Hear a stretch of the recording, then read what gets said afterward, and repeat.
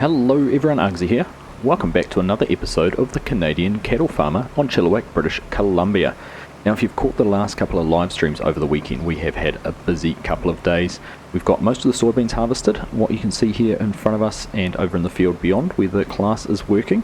That is all there is left of the soybeans, 234,000 or so already in the bin, plus a mostly full truck and what we have left here. So I'm hoping we'll get close to 350,000 litres, which would be fantastic.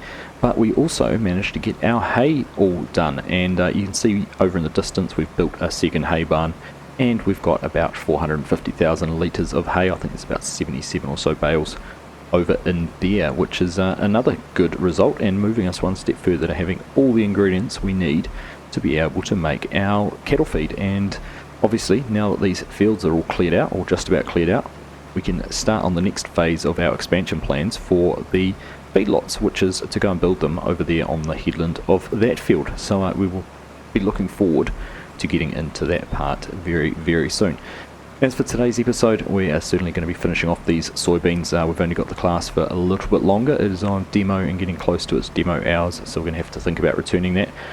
We might have to think about whether we want to buy it too. We'll see if it stays on the dealer's lot for very long, because it would be a very welcome addition on the farm. But there we go, just let the combine carry on and turn around. We've got that pretty much unloaded. Now, for today's, the main plan once we're finished here is actually to start some tillage, some field work. Obviously we want to plough up some of the field over the road, make that a little bit larger, and we were going to convert part of this side of the field, this part here, all into a grass field. Or I actually said during the live stream we might look at planting some clover to complement the alfalfa we already have planted. So a couple of things to do, and that is pretty much our plans. But focus now, finish off getting this soybeans all harvested.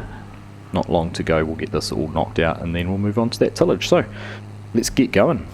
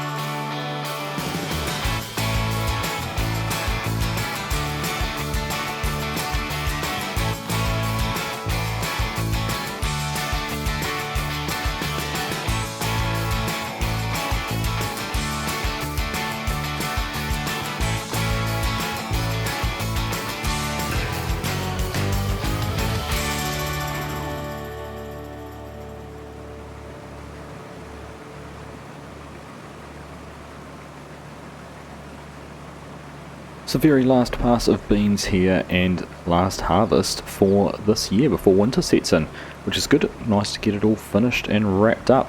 So I'm intrigued to get this all back over into the silos and see how much we ended up with. I brought this combine over to give us a hand. Actually didn't work out quite how I wanted it to, because the lands on the class combine actually tried to offset, and we'd already harvested that part, which is why things might have looked a little bit funky. But here we are, that should be all empty. And we'll turn around. Workers finished their task, which is good.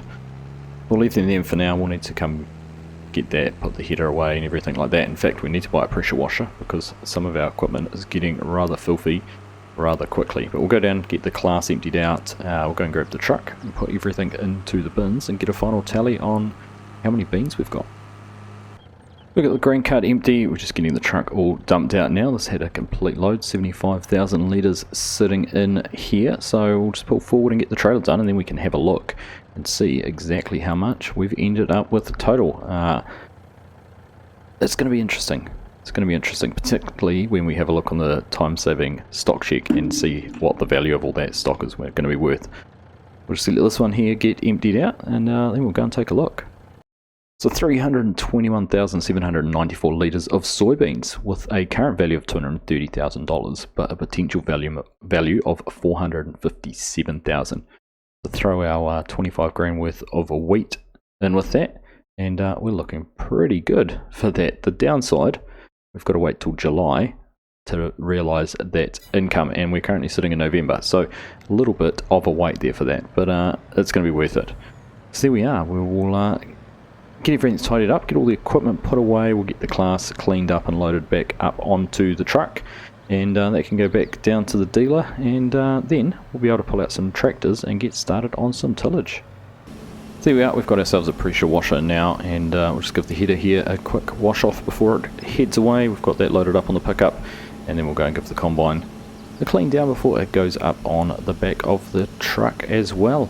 And then they can be on their way. We'll grab our combine, get all that cleaned up, get that all put away as well. Got to go rescue the header trailer from the other field yet, so we'll get all this tidied up, and then it will be into the tractors.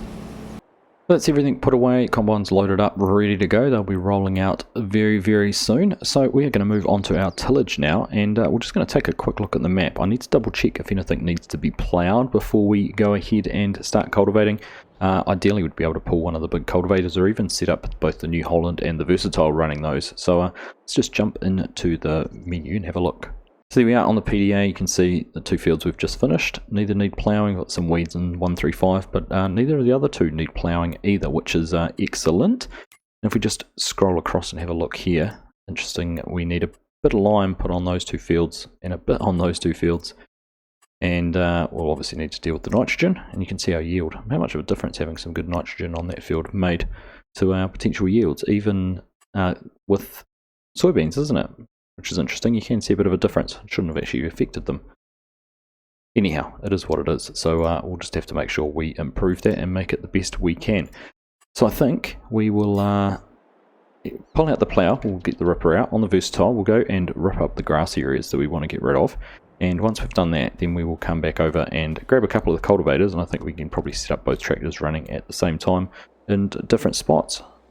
So I've come over into this field. Now I know the intention is to make this grass, and we already have grass here in the corner, but I want to be able to apply fertilizer and lime and all of those nutrients that the grass might need to be able to give it its best shot. So we're just going to get in here and rip this section up here in the corner, get it all tidied up and make a nice big square field.